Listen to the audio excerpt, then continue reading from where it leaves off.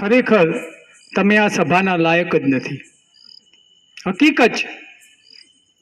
શું પડી છે આ લોકોને કે તમારી દીકરીઓ બચાવવા માટે તમારું સ્મશાન બજારમાં ના ખોરવાઈ જાય એના માટે આ મહેનત કરે છે ને આપણે અહીંયાથી એક આંગળી પકડીને દીકરીને નથી લાવી શકતા. કોઈ ફરક નહીં પડે, મારે કોઈને આમાંથી વેવાઈ નથી કરવાના. એ ના ફરક પડે તો મને કોઈ વાંધો નથી, પણ કડવો જ છું ને હકીકત છે. અને આનો જ લાભ આ વિધર્મીઓ ગણીએ કે અસામાજિક તત્વો ગણીએ કે લુખોએ ઉઠાવે છે. મારી નજર સામે દીકરીઓ અહીંયાથી એક્ટિવા લઈને જાય છે. કદાચ અહીંયા બેઠેલા લોકોને આટલી વાત સમજાય છે, અહીંથી થોડી દૂર પણ આ વાત જાય છે અને એમને સમજાય છે કે મારા દીકરીઓ માટે વાત કરવા આવે છે. મારે દીકરો નથી, મારે દીકરો છે, દીકરી નથી.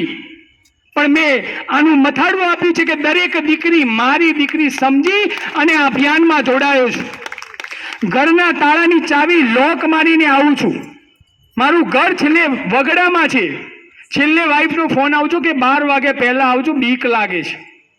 પણ હું એમ કહું છું કે મારો સમાજ જે દીકરી ભાગી જાય એના સમાજના ડર છે ને એ પહેલે મારે દૂર કરવા માટે મારે રાત્રે 1 વાગશે પણ વાગશે તો તું સૂઈ જજે. હું કોના માટે આવું છું? આ બધા કોના માટે આવે છે?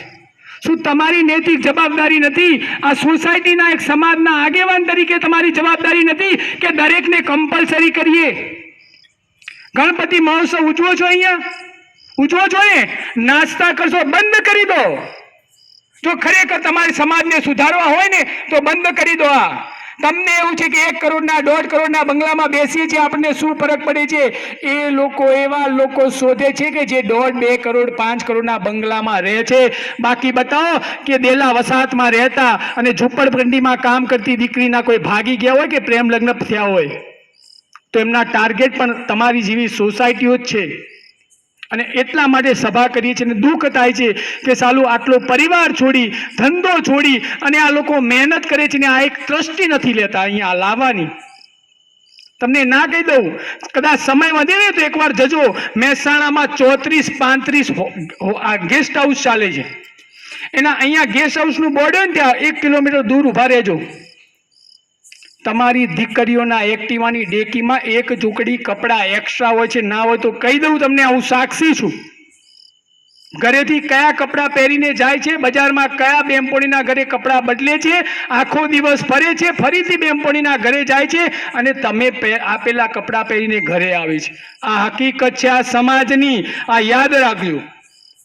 તમારા સોનાના ઘરેણાઓ એ તમારી તિજોરીમાં પડ્યા છે, તમારા લોકરમાં પડ્યા છે. વિનંતી કરું છું, ગમે તેવી દીકરી હોય એની LC, એનું આધાર કાર્ડ અને એનો જન્મનો દાખલો, આ 3 વસ્તુ લોકરમાં મૂકો. બાકી દાગીના સોફા ઉપર મૂકી દો. આ ભાઈઓની તાકાત છે, ફરીથી કમાઈ લેશે. પણ એ દીકરી ભાગી જશે ને તો સમાજની આ 5 કરોડનો બંગલો છે ને એ ઝૂંપડી દેખાશે. અને આવા કેસો જોયેલા છે, કેસો લીધેલા છે. આ બધા જેલમાં ગયા છે, કોના માટે ગયા છે? મારા ઉપર કેસ ચાલે છે, કોના માટે ચાલે છે? મારા માટે. એકય કેસ મારા પરિવાર માટે નથી. સમાજની દીકરી, સમાજને કે અન્યાય થયો હોય ને એના માટે છે. જે પણ અહીંયા આયોજન કરે છે ને, ગણપતિ નવરાત્રિનું આયોજન, એક દિવસ એનું સેશન રાખો. અહીંયા બધા બેઠેલા છે, અમારી જરૂર નથી. તમારે બોલી શકો છો દીકરીઓ વિશે, નથી બોલી શકતા.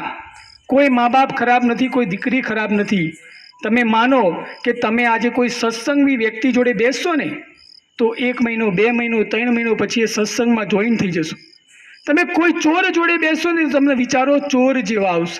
તમે એક રાજકારણ જોડે બેસશો ને તો તમારા વિચારો રાજકારણ થઈ જશે કે હું પણ નગરપાલિકામાં ચૂંટણી લડું. અને તમારી દીકરી કોની જોડે બેસે છે? આમાંથી કેટલા મા બાપ એમ માને છે કે મારી દીકરીના મોબાઈલનો પાસવર્ડ મને ખબર છે? હાથ અધર કરો.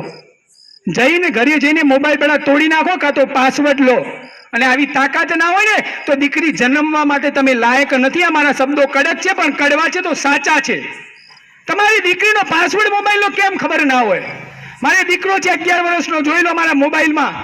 એની યુટ્યુબની લિંક અને મારા યુટ્યુબની લિંક સેમ છે. એ યુટ્યુબમાં નાનો કાર્ટૂનનો વિડીયો જોયે ને તો પણ મને બતાવે કે એને શું જોયું છે. દીકરો છે તો પણ હું ચિંતા કરું છું. કારણ કે જોતો તો નથી ને કે ડ્રગ્સ શું છે, દારૂ શું છે, દારૂની પાર્ટીઓ શું છે, એ તો નથી જોતો ને. યુટ્યુબમાં સેમ છે મારીને વાઈફમાં. તમારી દીકરીના પાસવર્ડ તમને ખબર નથી. ના પાડી દો, મોબાઈલ નહીં મળે. અહીંયા જેટલા બેઠા છે એમના 5 મોબાઈલ છે ને એના કરતાં દીકરીનો મોબાઈલ મોંઘો હશે. આટલી તો ચિંતા તમે દીકરીની કરો છો. ના કરો, ભલે દીકરીને જે માનવું હોય માને. તમે નાના હતા ને ત્યારે દવા પીતા હતા. શું કરતા હતા? ના પીવો એટલે નાક બંધ કરીને દવા પીવડાવતા હતા. એની માને ખબર હતી કે આ જો દવા નહીં પીવડાવું તો આ બીમાર પડશે, મરી જશે, એટલે એને દવા પીવડાવવી પડે. તો આપણી દીકરીને સમજ નથી. એ વખતે નાની હતી ત્યારે પીવડાવતા હતા ને.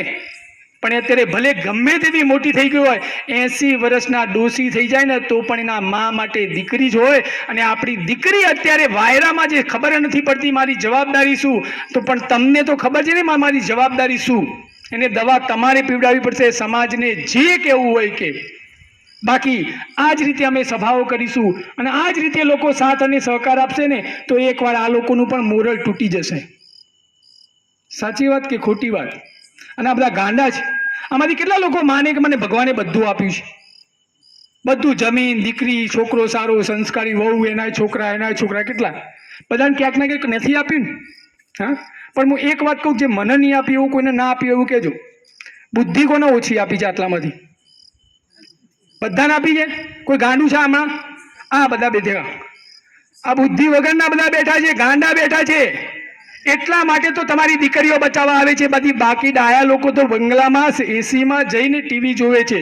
આ બધાને ભગવાને બુદ્ધિ ઓછી આપી છે અને ગાંડા છે ને એટલે સમાજ માટે દોડે છે. બાકી ડાયા લોકો દોડતા નથી. તમને પણ મેસેજ વાંચ્યા પછી ક્યાંક ચિંતા થઈને એટલે તમે આવ્યા છો, એટલે તમે ગાંડા જ છો. બાકી ડાયા લોકો આવતા નથી. તો દરેક બહેનોની વિનંતી છે, આપણે પણ એક ગ્રુપ બનાવીએ.